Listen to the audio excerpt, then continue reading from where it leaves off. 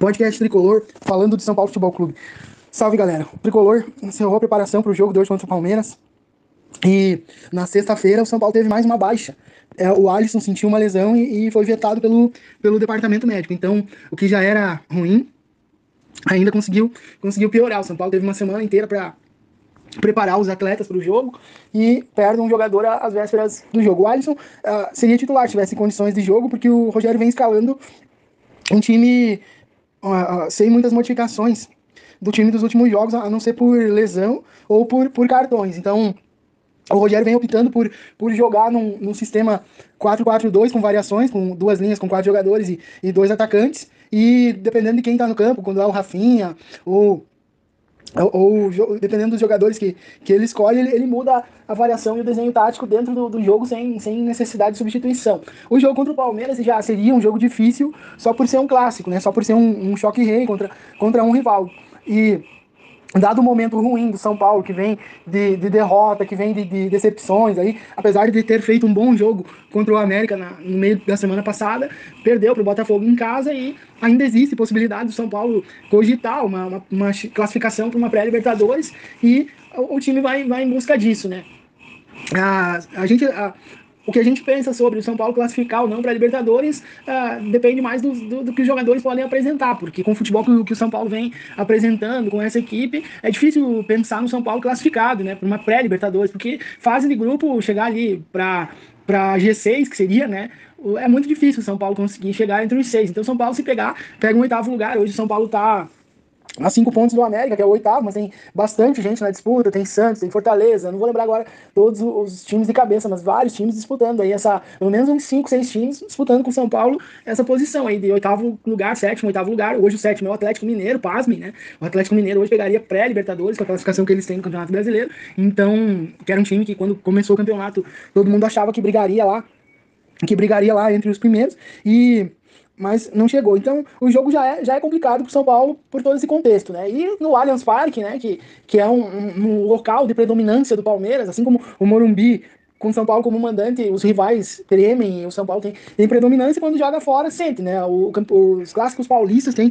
uma particularidade que é torcida única, então sem a presença da torcida já fica mais difícil, e normalmente os jogadores sentem. Então São Paulo vai fazer a 7ª partida no ano contra o Palmeiras, um dos anos com mais jogos contra esse rival, né? E um ano que o Palmeiras está muito, muito bem, né? Com uma equipe muito equilibrada. Então foram vários duelos equilibrados que a gente teve 3 no Campeonato Paulista, 2 de final, né?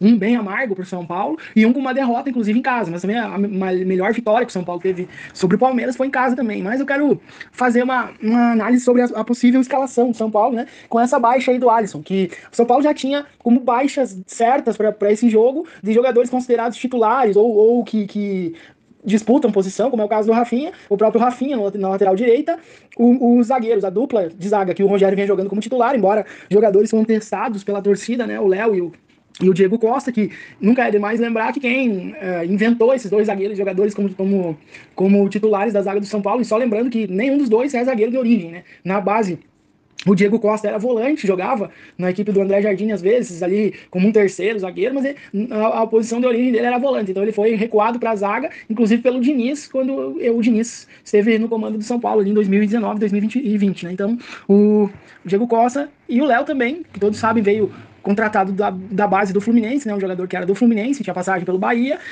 e veio para ser lateral esquerdo no São Paulo e acabou improvisado como zagueiro e se firmou. Então a dupla de zaga titular do São Paulo hoje são jogadores que não são titulares, né? Muito contestados pela torcida, porque você tem Miranda no banco e você tem um Ferrarese, que é um jogador promissor, né? Um zagueiro venezuelano, canhoto, um jogador muito promissor, né? Ali 23 anos, novo. Então, pegando um comentário do Dani, do Resenha Tricolor, né? O Dani comentou um episódio que eu tava vendo dele com o Caio e o pessoal do Resenha, ele comentando que a torcida cobra a entrada do Ferrarese em detrimento ao Léo, não porque o Ferrarese seja tão melhor que o Léo, mas porque o que a gente tá vendo é o Léo. Então o Ferrarese a gente não vê, talvez o Ferrarese não seja assim tão superior ao Léo, mas o torcedor pelo momento pede a escalação do Ferrarese, que muito provavelmente com as baixas de 2 dos zagueiros titulares ele vai ter uma oportunidade. Aí o Rogério tem como opções pra zaga 4 opções para jogar 2 ou jogar 3, que é o Miranda, o Ferrarese e o Luizão e o Beraldo, que são os zagueiros titulares do Sub-20, né? O Luizão, apesar de estar de saída do clube, ainda tem uma possibilidade de poder renovar contrato. Ele não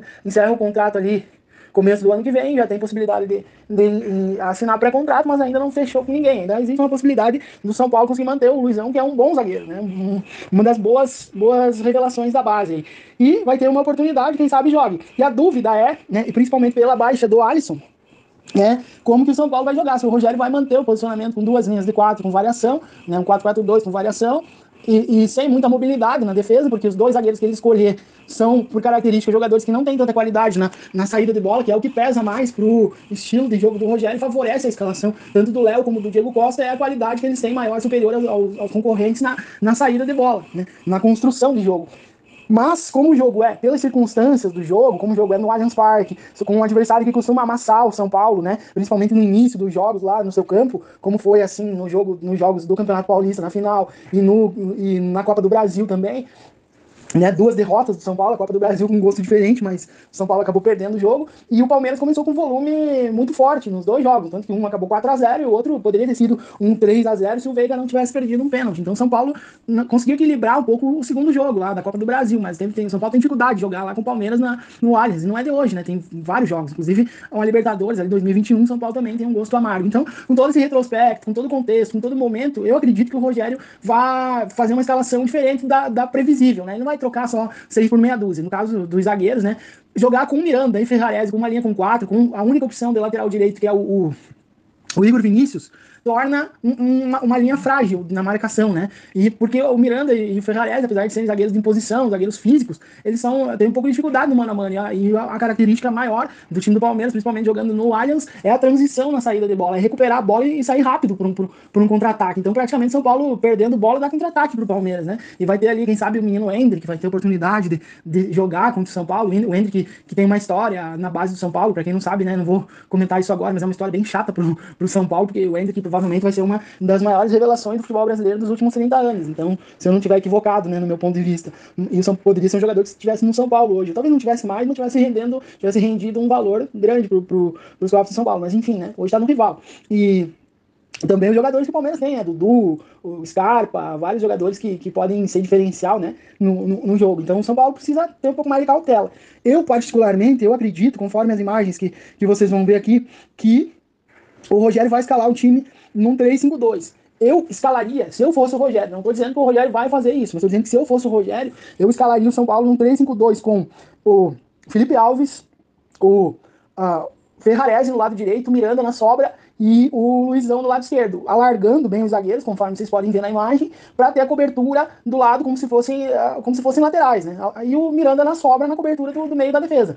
Aí, com essa escalação, com esses 3 jogadores, como a saída de bola, a construção com saída de 3 fica complicado, porque esses jogadores têm dificuldade na construção de jogadas, eu tiraria o Pablo Maia do meio campo, porque ficaria sem função, mais um jogador marcador, colocaria o Igor Gomes e o Nestor para melhorar a saída de bola. Eu sei que o Igor Gomes é bastante contestado pelo torcedor, né, mas é opção, hoje está no banco como opção, e é um jogo fora de casa também, não vai ter a pressão da torcida, né, do São Paulo pelo menos, vai ter a pressão da torcida adversária, mas, né, então, e é uma opção, é um jogador que vinha jogando como titular, já tem a dinâmica da movimentação do time, já está mais adequado, mais entrosado, até mesmo do que o próprio Galopo, que poderia ser uma opção para jogar na vaga do Alisson. Só que o Galopo, ele é mais um meia armador, meia atacante, ele não é um jogador de recomposição, assim como o Alisson, que é uma característica mais parecida com o Igor Gomes. Então, por característica, eu acredito que a peça que vai substituir, o jogador que vai substituir o Alisson vai ser o Igor Gomes, né? Junto com o Nestor. Eu colocaria esse meio campo mais leve. E o Patrick para dar aquela imposição física, né?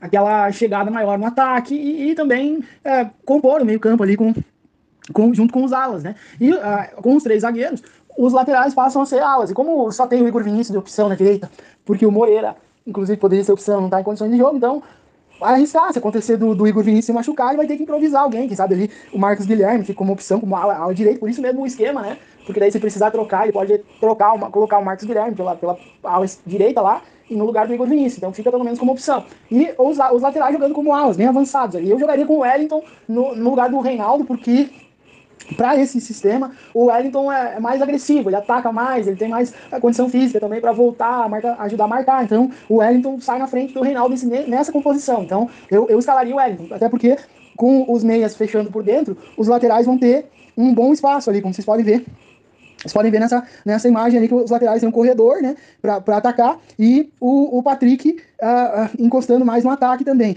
Aí quando o Patrick